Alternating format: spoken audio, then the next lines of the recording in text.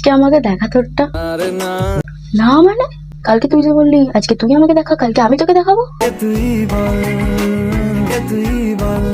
What ভাই, তুই এত মিথ্যে কথা কবে থেকে শিখলি? কোনো সত্যি মিথ্যে না ভাই, উপরওয়ালা সব দেখছে।